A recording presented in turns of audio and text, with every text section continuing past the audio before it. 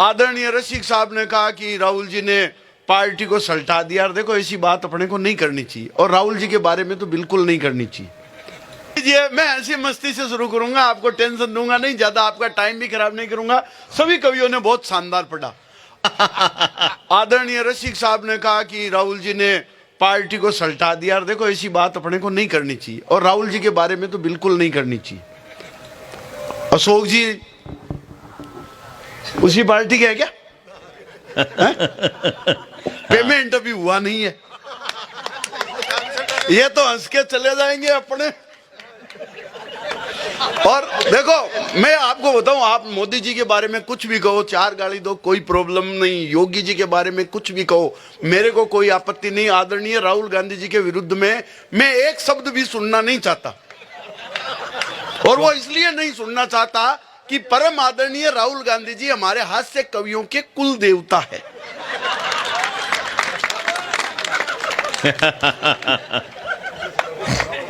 अपन यहाँ आनंद मस्ती के लिए आए, आनंद मस्ती की बात करें, अपन अपनी टेक्नोलॉजी की बात करें। सबने बहुत बढ़िया कवि सम्मेलन में सुनाया। मैं आप सबको प्रणाम करते हुए अपनी बारी खेलना चाहता हूं। मैं आपके ज्यादा प्राण भी नहीं पीऊंगा बाकी कवियों की तरह। मैं अपनी बात मात्र 5 मिनट में कह के 10 मिनट में बैठ जाऊंगा। आप 15 मिनट ध्यान से सुनना। ये भी अच्छी बात है। अच्छा, मेरा क्या सारा काम सेटिंग से ही चलता है। अब आज 10 तारीख हो गई, आप जानते हो थोड़ी देर में वो बाबा आ जाएगा बुलडोजर लेकर के यूपी में। अरे ज्यादा बढ़िया की बात नहीं है, शाम को तेल 15 रुपए लीटर महंगा हो जाएगा। इसलिए आज जी भर के हंसना है उतना हंस लो। मैं हंसी मस्ती की बात करता हूँ। अच्छा, मैं तो क्या टेक्नोलॉजी से ही चलने वाला कवि हूँ, और मैं तो आपके पड़ोस का ही हूँ, ज्यादा दूर का हूँ नहीं। ये लोग बहुत दूर दूर से आए हैं। लटूरी लट जी वह यूपी से आए हैं। ये तो ड्रेस ही ऐसी पहन के आए हैं। अगर पीली ड्रेस पहन के आते ना तो ऐसे लगता है बाबा बुलडोजर भेज दिया बाबा ने। और जब से ये यूक्रेन वाला युद्ध चल रहा है, रूस यूक्रेन का, सच बताऊं मैं तो किसी गंजे आदमी को देखता हूं, मेरे को उसमें पुतिन नजर आता है। और ये दिल्ली से पधारे हैं, सब बढ़िया पढ़ रहे हैं। मैं अपनी बात शुरू करना चाहता हूं। मैं तो देखो सेटिंग से जो बता रहे थे ना, अपनी टेक्नोलॉजी से चलने वाला हूं। वो मेरी लुगाई ने मेरे को एक दिन कह दिया, आजकल नई फैशन आ रही है कि प्लाजो ला के दो। अब मैं गांव का आदमी जानू ही नहीं प्लाजो किसे कहते हैं। शाम को जिस समय मैच आ रहा होता है, मेरे को टीवी देखना क्रिकेट का, उस समय वो लुगाई रिमोट लेके बैठ जाती है। उसको वो एकता कपूर, और एकता कपूर के इतने सीरियल, कभी नागिन आती है, कभी वो आती है। मेरे तो अच्छा वो खत्म भी नहीं होते, तो रोजाना वो रिमोट लेके बैठ जाती। बापूजी को न्यूज देखने का चस्का, अपने रिमोट हाथ में नहीं आए, इधर मैच निकलता जाए क्रिकेट का, लुगाई वो सीरियल के चक्कर में रिमोट ले नहीं सकते। बापूजी टीवी के मैच न्यूज देखना चाहते हैं। एक दिन मेरी लुगाई ने कह दिया कि प्लाजो ला के दो। अब मैं जानता नहीं प्लाजो क्या होता है, गांव का आदमी। मैं मिठाई की दुकान पर चला गया। मैंने सोचा जैसे पिज्जा होता है वैसे ही प्लाजो होता होगा। और वो समझ गया, बड़ा आदमी है। उसने कहा प्लाजो मिठाई नहीं है। तो मैंने कहा क्या है? बोले ये पहनने का आइटम होता है। मैंने कहा कैसा? उन्होंने फिर उदाहरण देके बताया। बोले देखो वो दसरे पर रावण पहनता है ना नीचे, वैसा सा चौड़ा। रहा मैंने कहा ये समझ में आ गया। बापूजी का पजामा सूख रहा था एक, मैंने कलर करवाया और लाके लुगाई को टिकाया। मैंने कहा ये ले प्लाजो। अब लुगाई तो प्लाजो पहन करके गली में घूम रही है, बापूजी पजामा ढूंढते घूम रहे हैं।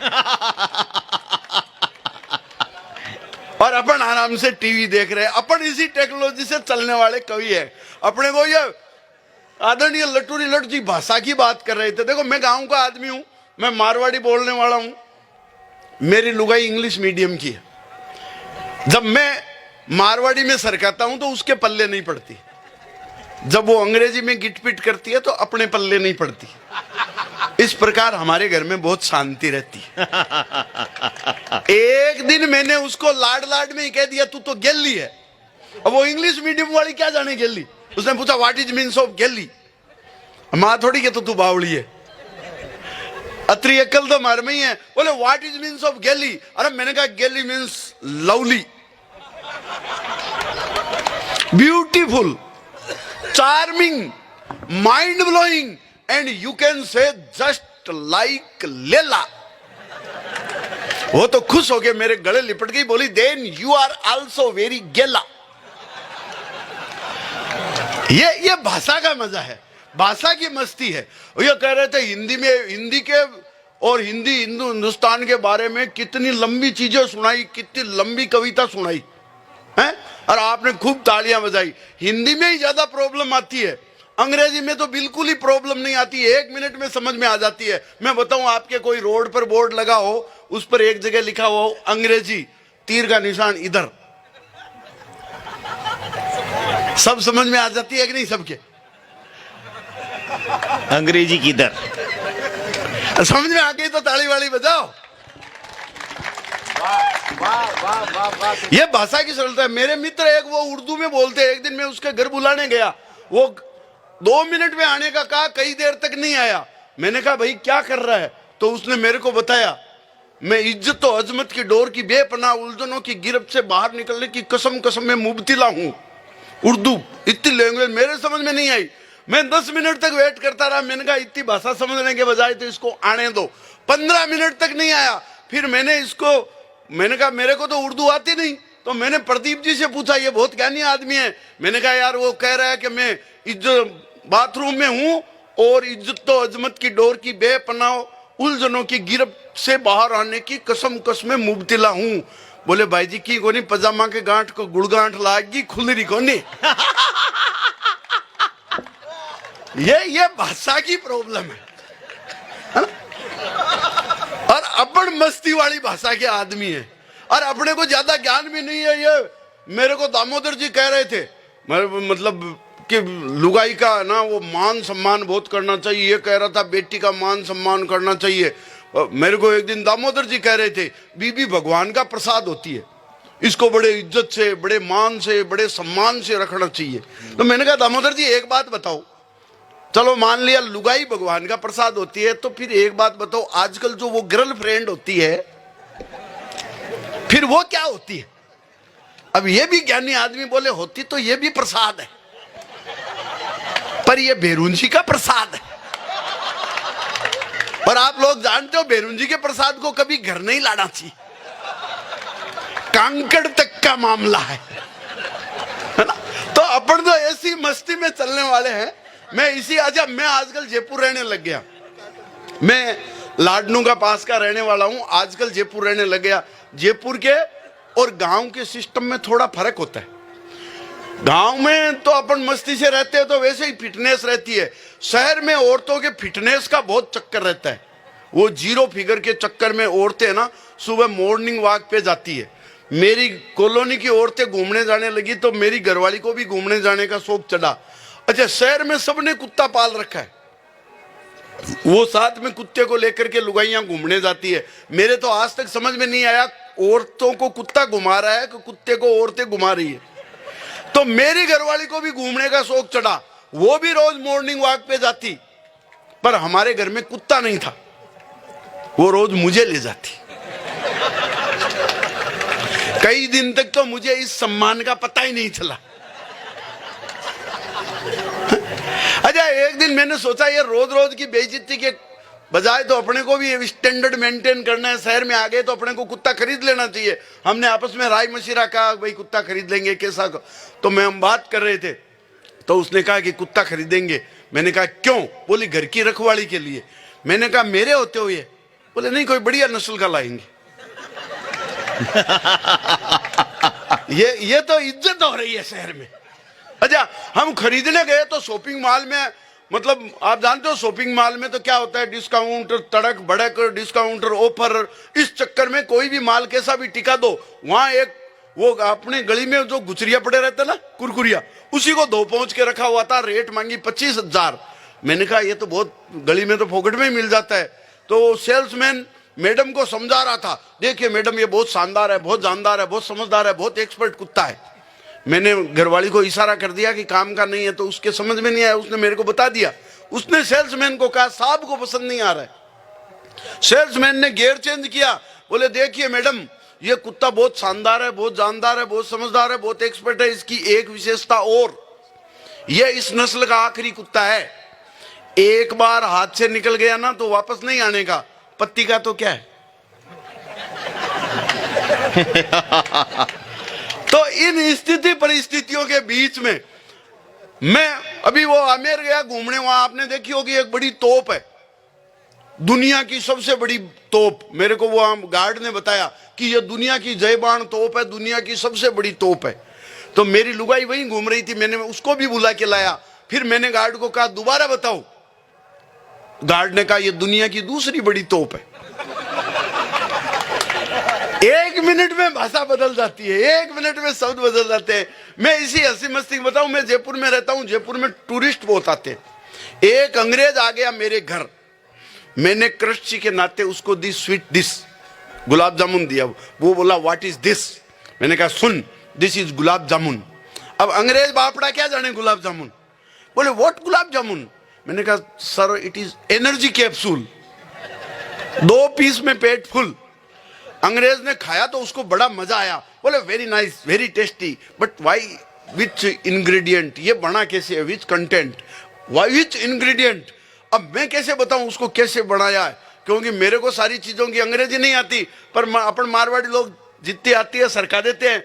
वो बोला विच इंग्रेडिएंट। मैंने कहा sir it contain butter, sugar, maida and खोया। देन अंग्रेज रोया, बोला व्हाट इज खोया। मेरे को तो खोया की तो अंग्रेजी नहीं आती, बोला व्हाट इज खोया। मैंने कहा सर खोया मीन्स मावा। बोले वावा, बट व्हाट इज मावा। अब मैंने कहा इसको निपटाना पड़ेगा। बोले व्हाट इज मावा। मैंने कहा sir it is milk, by heating and eating it is sitting, by more and more eating it is fitting, by making लोया we say it khoya, it is also used in every sawa, so we call it mawa।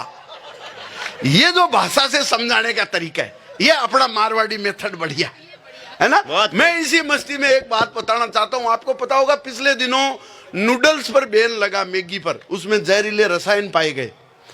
तो वो जहरीले रसायन पाए गए उसमें, तो government ने बैन लगा दिया।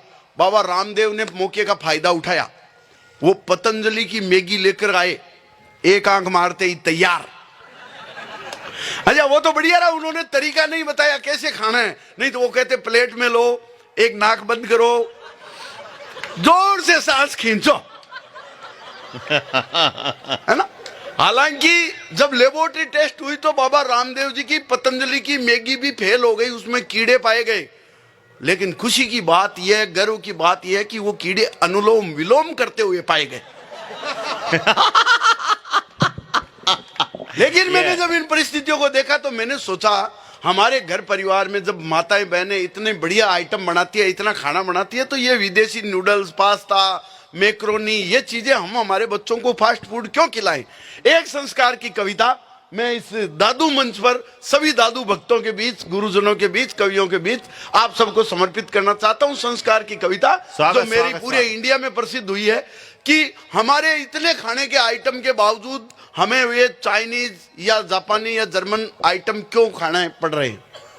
आप गिनते जाओ हमारे घर परिवार में क्या क्या बनते हैं।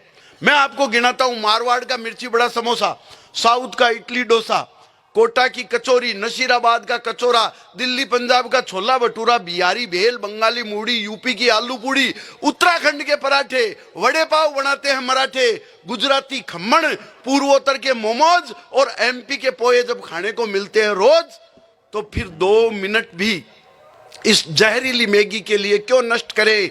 अरे बीफ वाला बर्गर और मीट वाला पिज्जा खाकर अपना धर्म भ्रष्ट क्यों करें। हाँ बिल्कुल।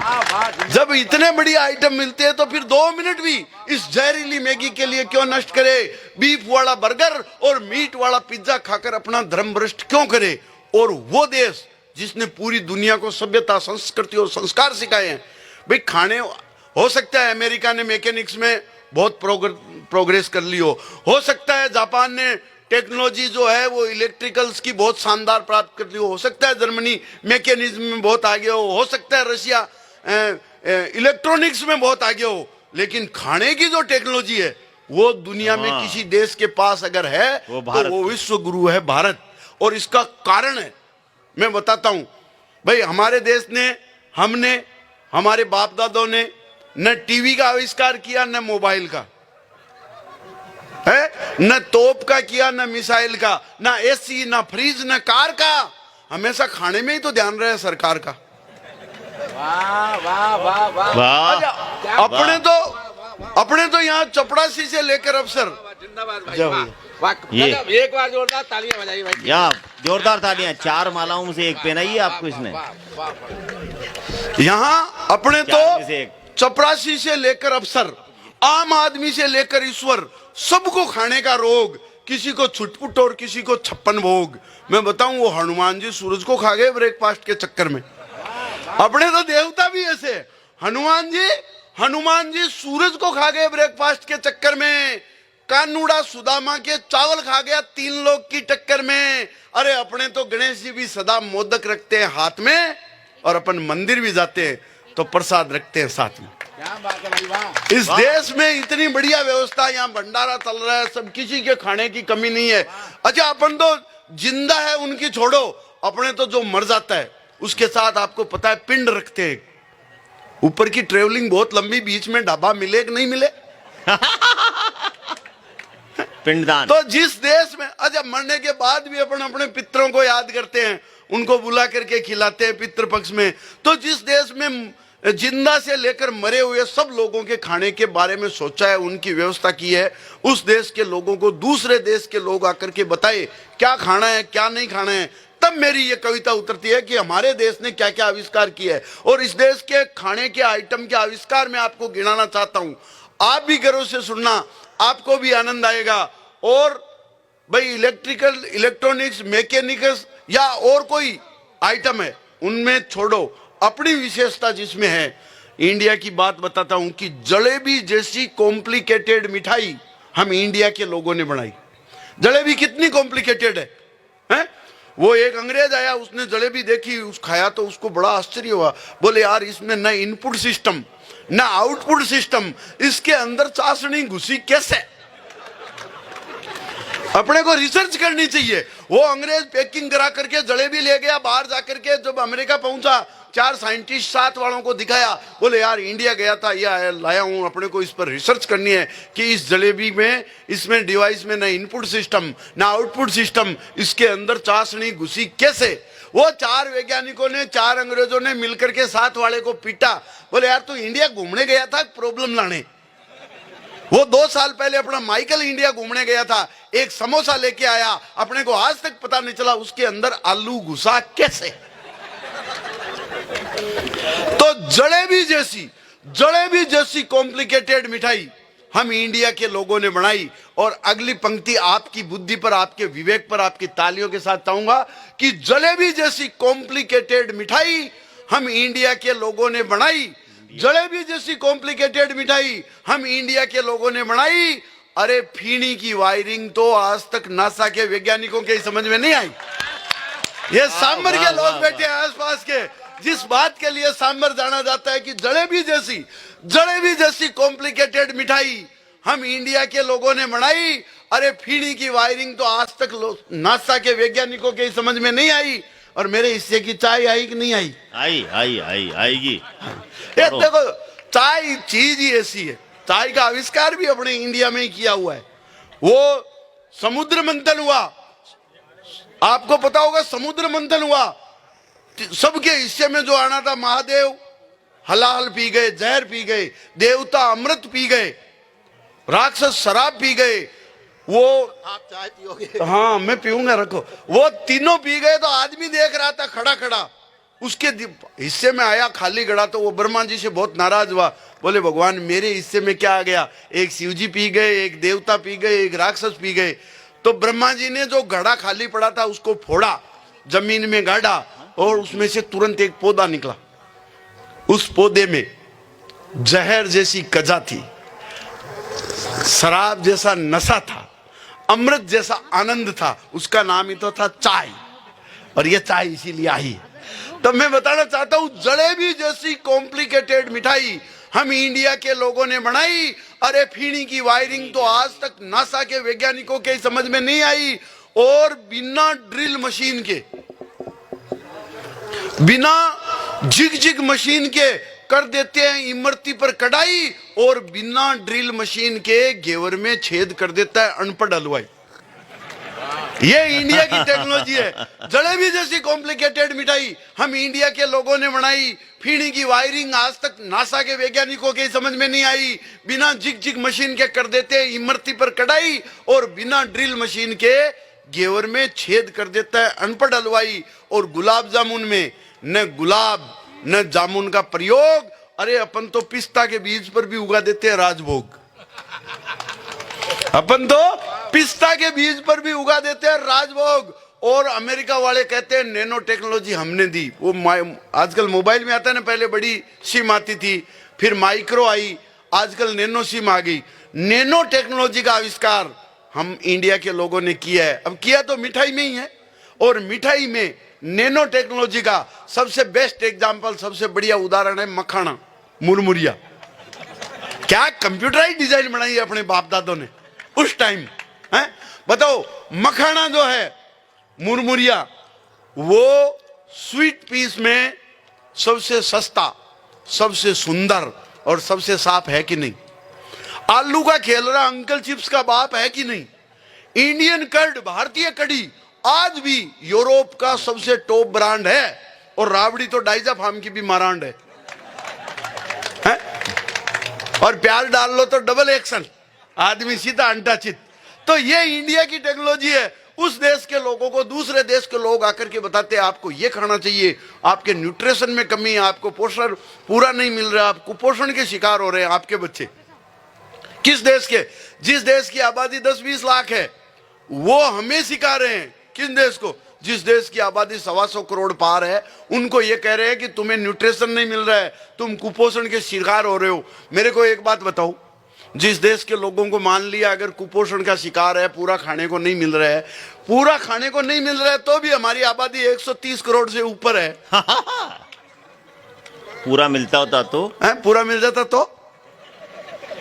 अच्छा, बात ऐसी करेंगे, आजकल क्या छोटे छोटे बच्चे, अब अंग्रेजी का ऐसा प्रभाव हो गया, 6ठी 7वीं 8वीं 10वीं में पढ़ने वाले जाननी, I love you darling, I love you सोना बाबू, आई लव यू, है ऐसी छोटी छोटी बातों क्या करते। मेरे बापूजी ने मेरी माँ को कभी आई लव यू नहीं कहा, फिर भी हम 10 भाई बहन हैं। वो अंग्रेजी सीख लेते उस टाइम तो। यार ये बढ़िया बात है। तो ये जो चीजें हैं, मैं इनके बीच 4 पंक्तियां, अपनी अंतिम पंक्तियां कह करके बात समाप्त करना चाहता हूं कि इस देश का खाना जो हमारे घर में, हमारे परिवार में हमारी माताएं बहनें बनाती है, विश्व का सर्वश्रेष्ठ खाना है। ये अपने को भी मानना है। और मैं बताना चाहता हूं, 4 अंतिम पंक्तियों के साथ बताना चाहता हूं कि भारतीय रसोई में हमें मिलने वाला, हमारी माताओं बहनों द्वारा पकाया गया खाना विश्व का सर्वश्रेष्ठ खाना है। कि जो लापसी है, उससे बढ़िया फूड न्यूट्रिएंट हो नहीं सकता। लापसी से बढ़िया फूड न्यूट्रिएंट हो नहीं सकता। अरे खिचड़ी दलिया का कोई सप्लीमेंट हो नहीं सकता। हम हमारे बच्चों को प्रोटीनेक्स खिलाओ, हॉर्लिक्स खिलाओ या सेरेलैक, माँ के दूध का कोई अल्टरनेट हो नहीं सकता, हो नहीं सकता, हो नहीं सकता। बहुत बहुत धन्यवाद। राम राम, नमस्कार। और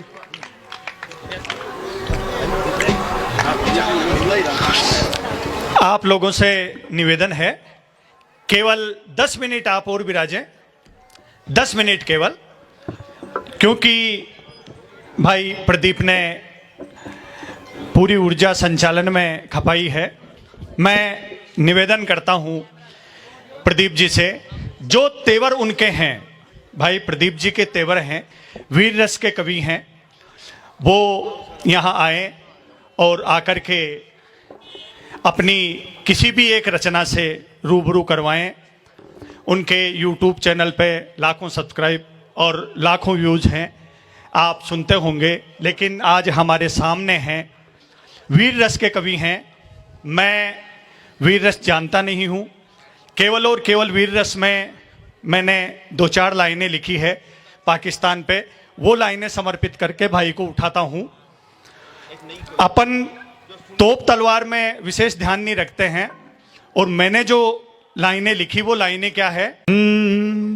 मोदी जी थाने बात बता दूं सैरा घट की, पाकिस्तान के लिए अपना सबसे बड़ा दुश्मन वही, और बिल्कुल शालीनता से क्या हो सकता है कि मोदी जी थाने बात बता दूं सहरा घट की, इमरानिया के मेल दो रेपट की। मोदी जी थाने बात बता दूं सहरा घट की, इमरानिया के मेल दो रेपट की। थाकी काया क्यों विदेशा माया अटकी, इकी मेट दो मरोड़ में लो लटकी।